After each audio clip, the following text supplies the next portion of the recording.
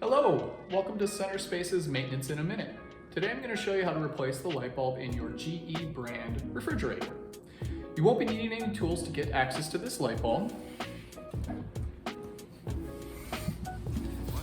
As you can see, it's nicely easy accessible. All you should do is remove the old light bulb,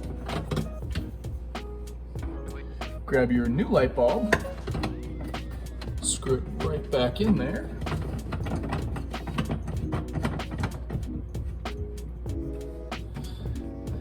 and there you go, you can see again.